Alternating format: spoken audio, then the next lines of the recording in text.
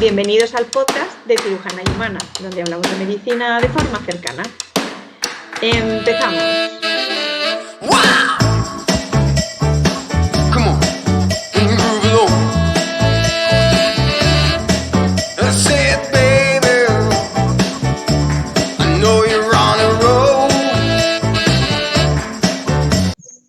Hoy vamos a hablar de un tema muy prevalente que nos preocupa a muchos y sobre todo nos preocupa a muchas, que es la osteoporosis, que es muy frecuente y de la que conocemos en realidad bastante poco, incluso los médicos de otras especialidades.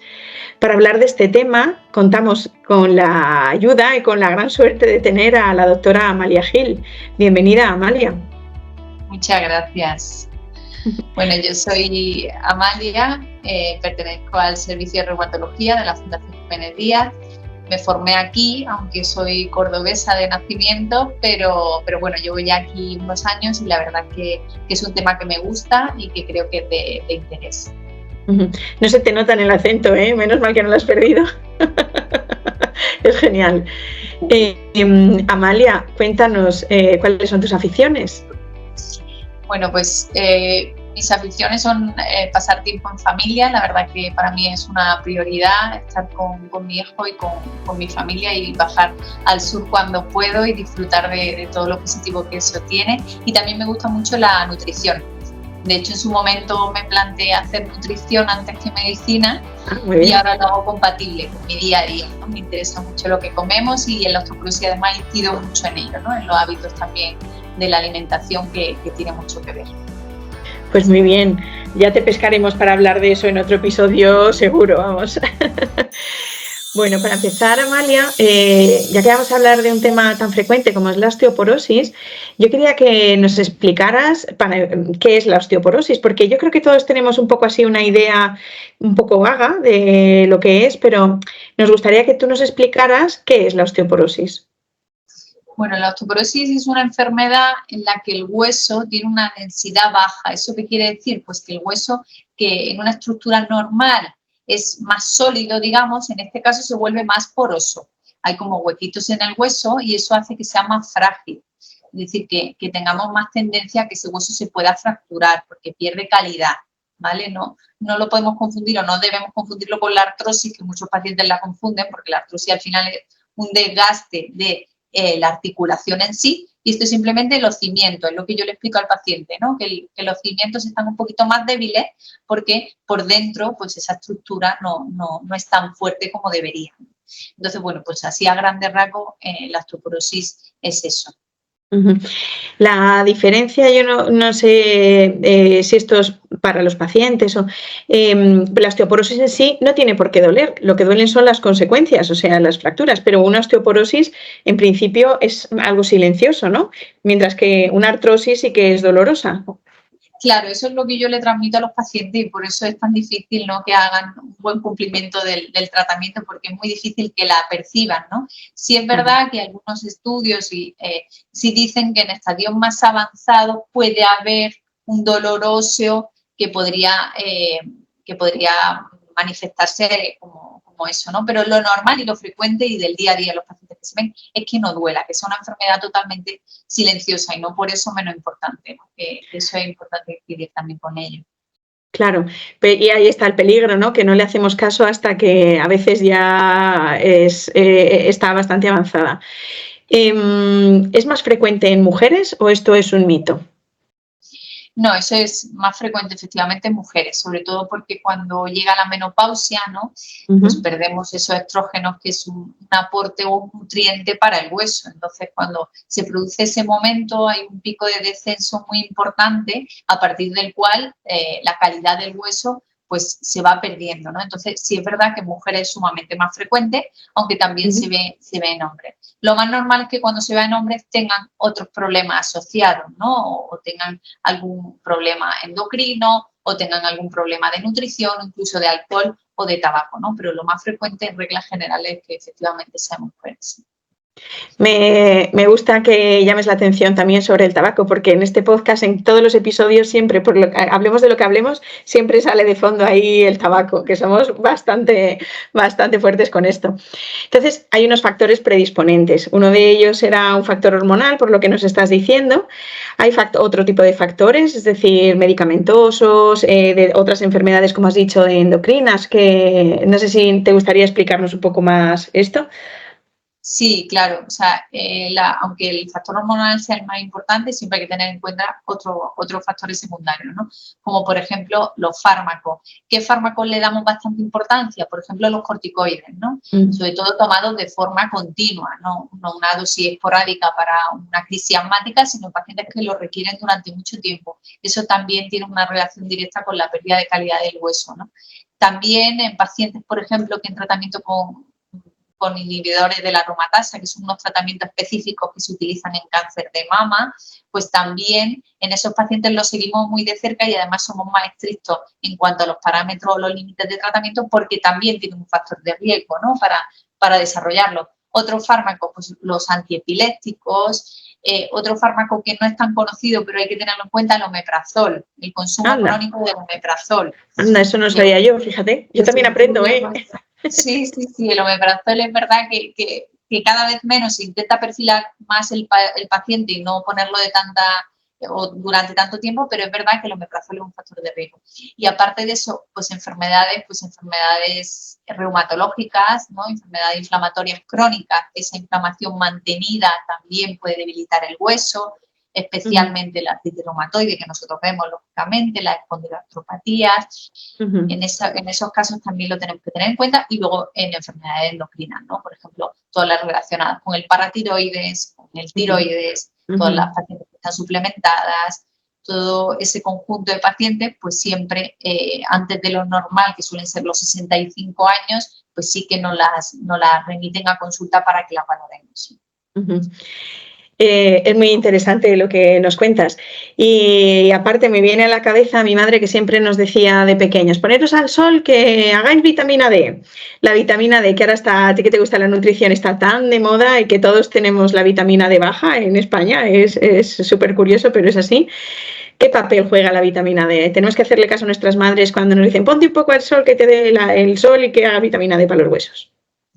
La vitamina D en general es muy importante para muchos procesos y efectivamente para el hueso más. Sí que se ha visto que unos niveles óptimos, que suele ser por encima de 30 cuando lo veamos en la analítica, pues sí que es beneficioso y combinado también con suplementos de calcio. ¿Qué ocurre? ¿Siempre hay que tratarla? No. Es decir, un paciente joven sin ninguna enfermedad que tenga la vitamina D, pues en 20, por ejemplo, pues no es necesario. Cuando hay déficit, que suele ser por debajo de 10, sí que hay que tratarla. Y en pacientes con osteoporosis sí que tratamos que más o menos esos niveles estén entre 30 y 45, tampoco mucho más alto. Entonces, es necesaria siempre y cuando veamos un déficit analítico. Por defecto no se debe tomar, porque pasarnos también es malo. Entonces, hay que tomarlo cuando el médico nos diga que a nivel analítico tiene un problema de esta vitamina, pero si no, realmente por sistema no deberíamos, ¿no? Y ya cómo suplementarla, pues bueno, también hay un debate, ¿no? Que si tomamos megadosis, que si mejor la tomamos diariamente. Bueno, lo más fisiológico es tomar una dosis diaria, ¿no? Unas gotas, dependiendo, eso lo debe decir un médico, pero bueno, 4 o 5 gotas al día. ¿Qué pasa? Que para asegurarnos en ese cumplimiento siempre al final terminamos con megadosis semanales, quincenales. Que es más fácil.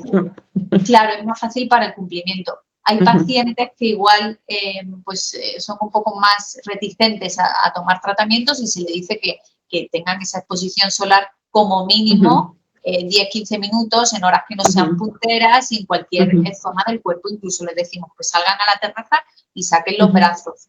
O cuando vayan paseando, pues un poco el escote, es decir, que tampoco tiene que ser una exposición muy prolongada y mucho menos en horas punteras de sol, pero sí que es verdad que efectivamente contribuye a la absorción, ¿no? Pero yo creo que la clave es darla cuando se necesite, no otra de las cuestiones que te queríamos preguntar es que Sabemos que las mujeres en edad de menopausia están en riesgo de tener osteoporosis. ¿Y cómo llegan a tu consulta los pacientes? ¿Llegan porque tienen dolor? ¿Llegan mediante un screening? ¿O cómo se hace el diagnóstico de la osteoporosis en general? Porque entiendo que es prevalente, no sé cuánta es la prevalencia, entiendo que debe ser prevalente, pero no sé si llegan de forma espontánea o llegan por un screening o cómo llegan los pacientes. Por lo general suelen llegar cuando ya se han fracturado, que ese es el problema. O sea, en su gran mayoría son pacientes que nos la deriva el traumatólogo o incluso de urgencia u otro servicio porque ya han tenido una fractura.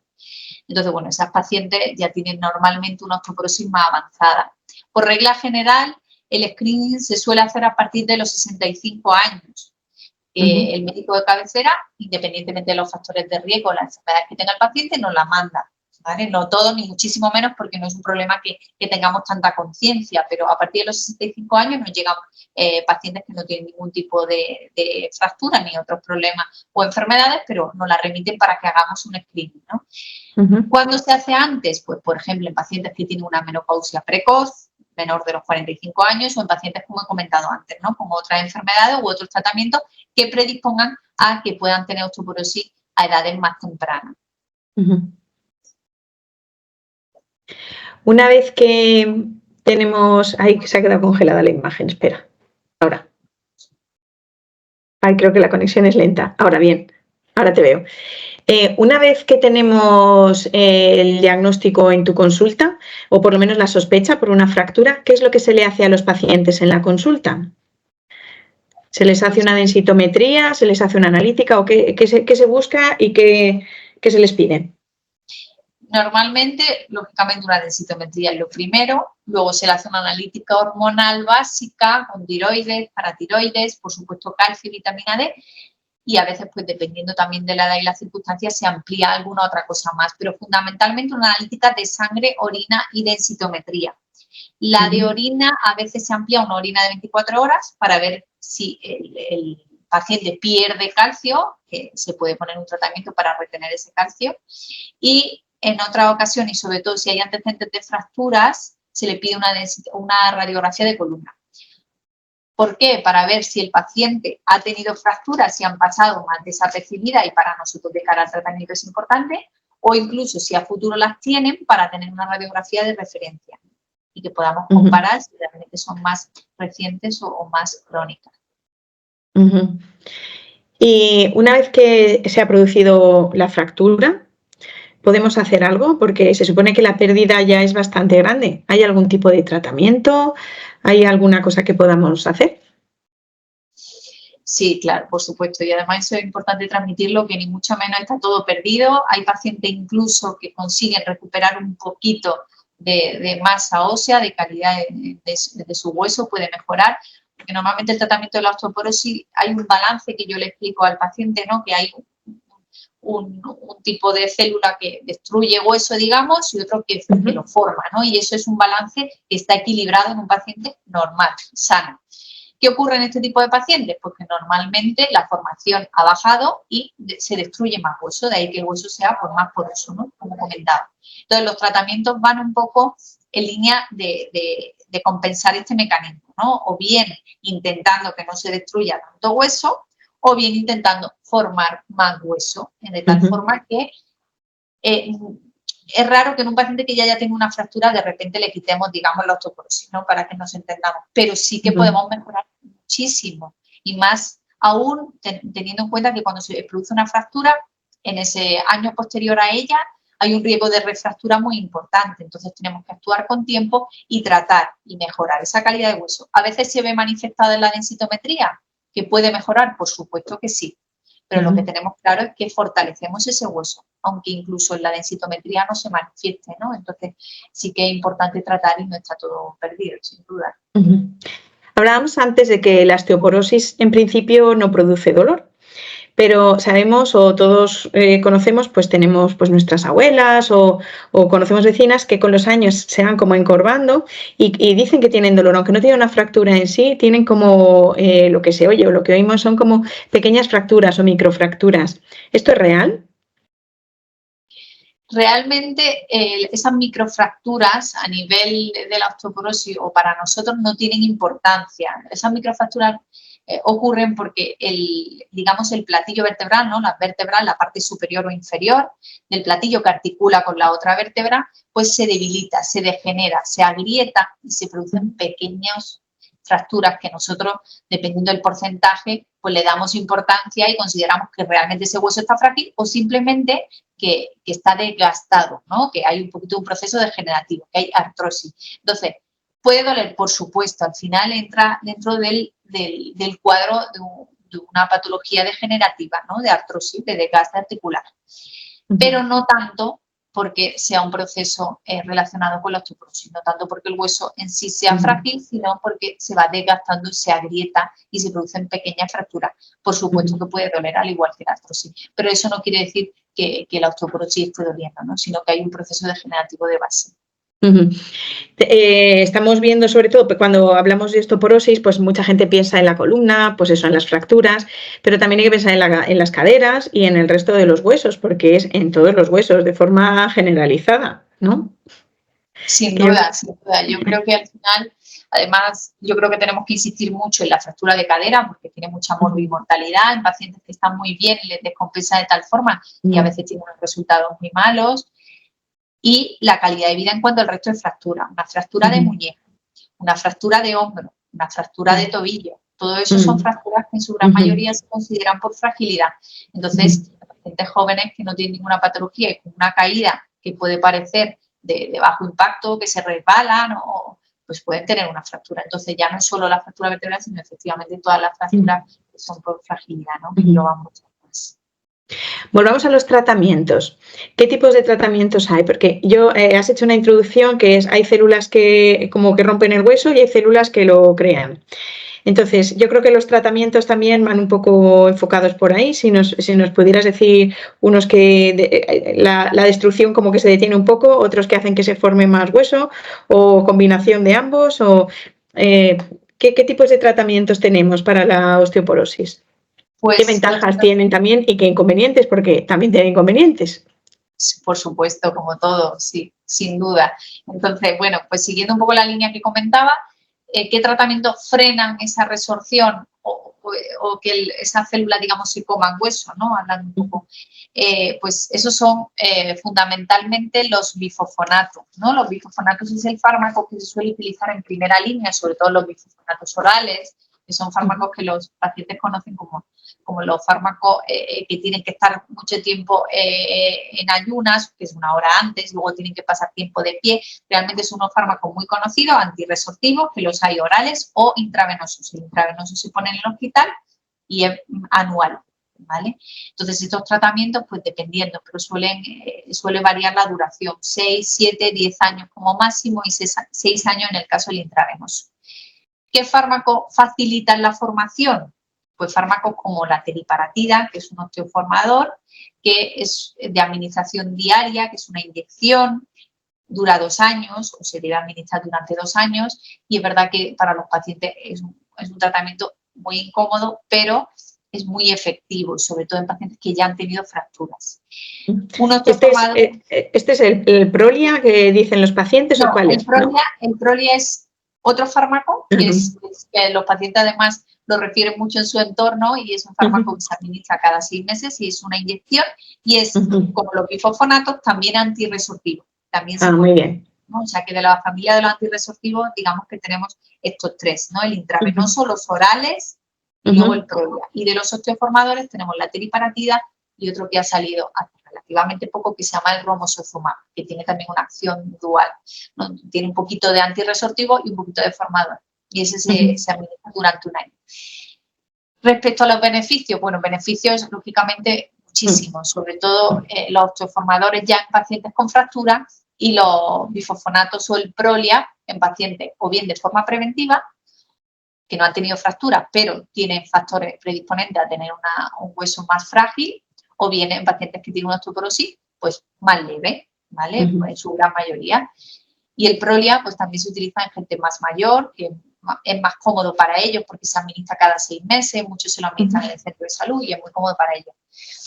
¿Qué inconveniente? Bueno, pues los bifosfonatos, el más conocido y además que nos lo refieren mucho en consulta y es un motivo por el cual muchos pacientes no se administran el tratamiento, es por la famosa osteonecrosis mandibular, ¿vale? Eso es una complicación que puede ocurrir, que no es frecuente, pero puede ocurrir y suele cursar, pues bueno, con una mala cicatrización, digamos, a nivel mandibular o maxilar.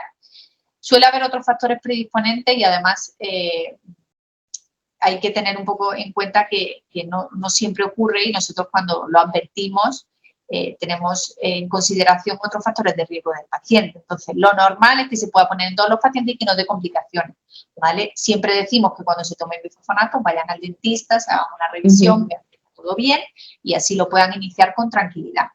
Entonces, es un efecto temido, pero no es tan frecuente, ¿vale? Porque simplemente hay que tener en consideración pues eso, que se haga su revisión. Incluso en las últimas guías ni siquiera obligan a suspenderlo cuando hay una intervención dental, que siempre el paciente viene con miedo, me ha dicho el dentista que lo tengo que suspender sí o sí, no es estrictamente necesario, ¿vale? Y mucho menos el Prolia. El Prolia está prohibido suspenderlo, excepto que el médico responsable lo refiera, ¿no? Porque hay un efecto secundario si se suspende. Entonces, bueno, ese es el más temido en la parte, digamos, de los antirresortivos, ¿no? Que evitan que se coma hueso, para que nos entendemos, y en la parte de los formadores, pues bueno, sobre todo la administración, ¿no? Porque son inyecciones, en el caso de la teriparatida es una inyección diaria, no tiene grandes efectos secundarios, se tolera bien y está contraindicado en pacientes, bueno, pues que tengan, por ejemplo, antecedentes de un cáncer que hayan tenido afectación ósea o que tengan un problema en el paratiroides, porque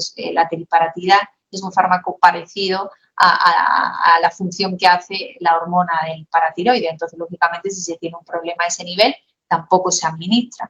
O pacientes que hayan sido sometidos a radioterapia, que puedan tener riesgo de hacer algún problema a nivel óseo, la teriparatida tampoco es lo conveniente. Pero realmente se suelen tolerar muy bien y a excepciones de problemas renales muy importantes, la mayoría se pueden administrar sin problema y es un fármaco muy conocido y no suele haber ningún inconveniente. Y con este tipo de fármacos, ¿qué beneficio podemos esperar? Me explico. ¿Conseguimos un hueso fuerte otra vez o hay un límite? Hablabas de 2 años en un tratamiento, otro tratamiento durante, no me acuerdo el tiempo que has dicho. ¿Con eso qué conseguimos? ¿Que el hueso vuelva a estar bien, fuerte como en estructura o depende del paciente? ¿O depende del momento en el que se inicia? Si está ya muy avanzado, ya no se recupera tanto. ¿De qué depende el tiempo y el resultado?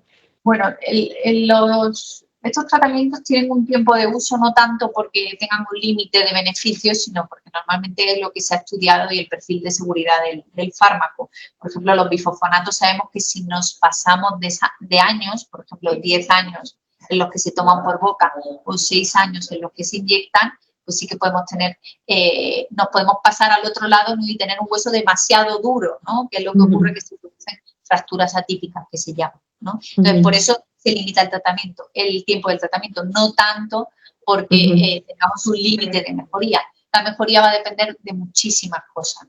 Por supuesto, el momento de tratar, ¿vale? Es verdad que ahora está muy de moda lo que llamamos nosotros terapia secuencial, que preferimos formar un poquito de hueso con estos tratamientos que forman y luego frenar que se reabsorba. Y eso lo ideal es iniciarlo lo antes posible, siempre que el paciente tenga indicación, ¿vale? O sea, tampoco hay que tratar si no hay fracturas o si no tiene una osteoporosis importante, ¿vale?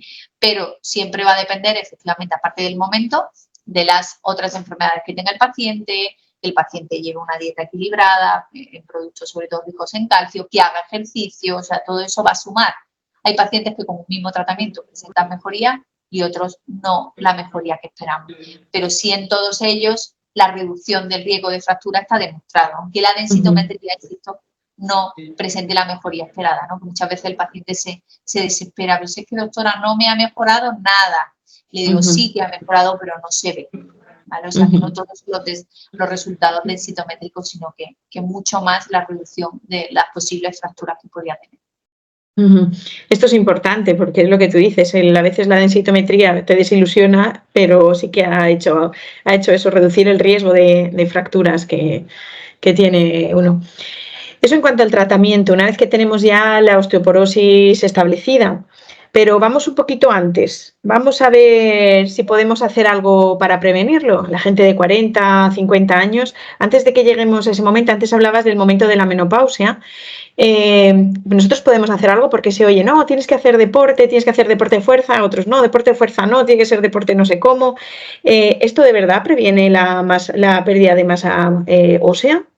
¿Es recomendable? Sin duda, sin duda. O sea, es verdad que hay pacientes que tienen predisposición familiar y no van a poder evitar tener en algún momento osteoporosis, pero prevenir el momento en el que empiece o la gravedad de la osteoporosis es totalmente posible. Entonces, lo fundamental, evitar el tabaco y el alcohol en exceso, ¿vale? El tabaco absolutamente y el alcohol. Sé que lo achacamos un poco a todo y creemos que en este caso viene mal para distintas enfermedades, pero está demostrado que para la osteoporosis también hay pacientes que solo por fumar tienen una osteoporosis importante. Entonces, eso lo primero, evitar los tóxicos que podamos prevenir. En cuanto a la actividad física, efectivamente, está recomendada ambas cosas, tanto la actividad aeróbica como la actividad de fortalecimiento muscular. Recomiendan una actividad aeróbica que puede ser perfectamente caminar o utilizar una cinta o una bicicleta estática, es decir, un movimiento repetitivo. ¿Por qué? Porque el hueso tiene que estar activo, ese mecanismo interno que explicábamos, para que continúe y siga siendo activo, pues el paciente tiene que moverse. Entonces, eso indicamos normalmente que lo ideal es 1 hora al día, pero que 45 minutos o incluso 30 minutos al día caminando es suficiente. Pero hay que compatibilizarlo con ejercicios de fuerza, porque el estar más tonificado, tener más fuerza a nivel muscular, sí que está demostrado que mejora también a nivel óseo. Entonces, sí, según el perfil del paciente y la gravedad de la osteoporosis, pero se recomienda 2 días en semana hacer ejercicios de fuerza.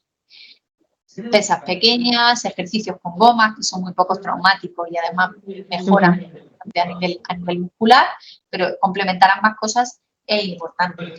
Y luego, en cuanto a la dieta, sí que está recomendable, por supuesto, llevar una dieta rica en calcio, pero tampoco hay que suplementar sí o sí con calcio, que esto es otra cosa que es importante. Es decir, cuando tenemos 40 años, intentar más o menos 3 lácteos al día, pues entre yogur, un trozo de queso, productos ricos en calcio, frutos secos, avellanas, almendras, productos ricos en hoja verde, acelgas, espinacas, el sésamo, una cucharadita de sésamo con yogur. Todo eso es importante, pero no tenemos que tomarnos por sistema calcio si el tratamiento no lo requiere o a nivel analítico no tengamos un déficit, ¿vale? Entonces, con la dieta y el ejercicio sería más que suficiente de forma preventiva. Ahora que estabas hablando de cosas de suplementos y tal, estábamos hablando del calcio, pero también está muy de moda el magnesio y el colágeno. ¿Esto tiene algún papel? Estrictamente no.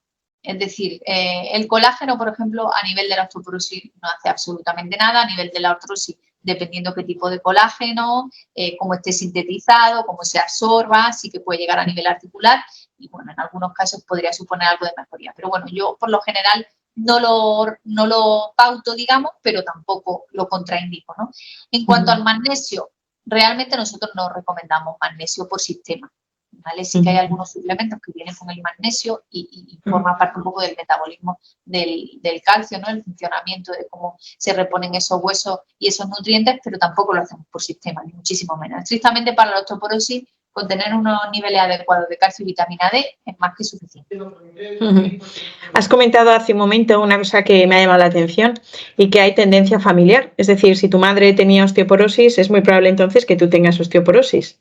¿Es correcto? Sobre todo si tu madre, tu padre o algún hermano ha tenido una fractura de cadera, no con 100 años, pero bueno, una edad de entre 60 y 80, una fractura de cadera sin ningún golpe, traumatismo, accidente ni caída. Y efectivamente, en caso de osteoporosis grave, también. Eso no quiere decir que porque lo tenga tu madre necesariamente lo tengas que tener, pero sí que existe esa predisposición. De hecho, para nosotros es un factor de riesgo que nos comenten que su madre tiene una osteoporosis grave o que había tenido una fractura de cadera en ese contexto. Para nosotros es una señal de alarma de que hay que tener especial cuidado en esa paciente y que esa paciente, en la medida de lo posible, pues tome las medidas dietéticas o si necesita tratamiento para poder evitar esa progresión a esos niveles. Esto es muy importante también a nivel de prevención, pues con más razón este tipo de pacientes debe hacer deporte, centrarse en la dieta antes para que luego la pérdida de la masa ósea. Yo creo que es muy importante este mensaje que nos acabas de dar. Espera, cortamos un momentín. ¿Qué más me falta por preguntarte? No me he metido mucho con la osteonecrosis de la mandíbula, que la gente sí que le tiene miedo, para que la gente no le tenga tanto miedo, que tú lo has explicado bien. No sé si falta alguna cosa así, algún tema que me falte, que tú digas esto me lo preguntan siempre o... Yo creo que no, porque me preguntan siempre los ejercicios, los suplementos, lo de la osteonecrosis, que es como muy preocupante. Sí, los antecedentes familiares, efectivamente. Cada cuándo se hace la densitometría, las revisiones, pero bueno, eso también a los pacientes a veces son muy intensos con eso, porque no se le ve cada poco, porque no. Vale. Pero bueno, que eso tampoco sé si es algo de interés general, vamos. Y así, yo creo que no. Bueno, si quieres ahora lo que te pregunto es ya que nos des un mensaje final para los pacientes y las pacientes, tanto para prevención, para una vez que lo tienes, ¿qué mensaje final darías tú a eso, ¿vale? Vale. Volvemos a retomarlo. Venga. Y doctora, ¿qué mensaje ya para terminar darías a los pacientes, a los dos tipos fundamentales de pacientes que tenemos? Aquellos que lo van a desarrollar, que todavía no lo han desarrollado pero tienen factores, y aquellos que ya lo han desarrollado. ¿Qué mensajes nos llevamos en la mente? Bueno, pues el primero, que en su gran mayoría la osteoporosis no duele hasta que nos da el susto, entonces es importante prevenirla sin obsesionarse con unos nutrientes adecuados, el ejercicio. Y en los pacientes que ya la tienen, que tengan esperanza de que puede mejorar, que es muy importante que cumplan el tratamiento, porque aunque no sea visible, porque hay otra enfermedad que es visible, no es visible, pero dentro de su hueso sí que está fortaleciéndose y está evitando fracturas que ya no solo pueden ser dolorosas o limitantes, sino que incluso en algunos casos y en edades avanzadas pueden ser mortales, como en la fractura de cadera, ¿no? Entonces yo creo que simplemente saber que es una enfermedad indolente, pero muy frecuente y que puede ser muy importante, ¿no? Entonces, en cuanto al tratamiento y el manejo, pues que lo tengan en cuenta y que hagan un seguimiento correcto. Pues muchísimas gracias, Amalia, por todas tus explicaciones, que la verdad que nos lo han dejado todo muy claro y que es un tema, pues ya te digo, muy importante para muchas personas. Por los mensajes claros, por tus explicaciones que nos han parecido muy sencillas de entender. Yo he aprendido también contigo mucho hoy. Así que muchísimas gracias, Amalia. Nada, a ti, muchísimas gracias. Hasta luego. Adiós. Nada, muy bien. Oye, muy bien, ¿ves? Así corto, conciso y lo que te preguntan siempre. Si es que lo que al final lo que la gente quiere saber es eso. Oye, pues nada, encantada de conocerte. Creo que haya quedado medianamente claro. Es que la osteoporosis, bueno, a mí es que me gusta mucho, pero es un tema que no es fácil. Un momento, ¿eh? Sí.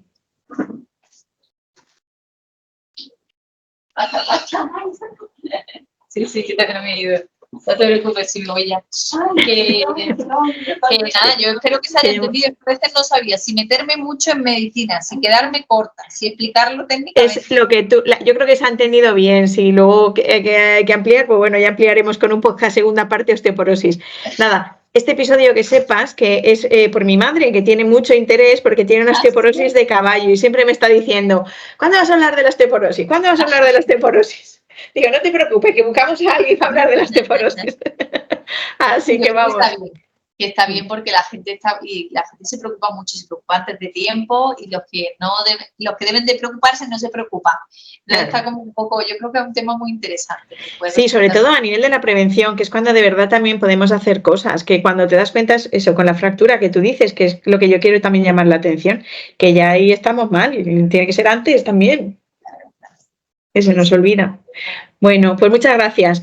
Lo monto y cuando esté montado te lo mando, ¿vale? Y nada, pues vamos hablando, ¿vale? Vale, estupendo. Pues nada, venga, muchas gracias. Hasta luego, Amalia, gracias.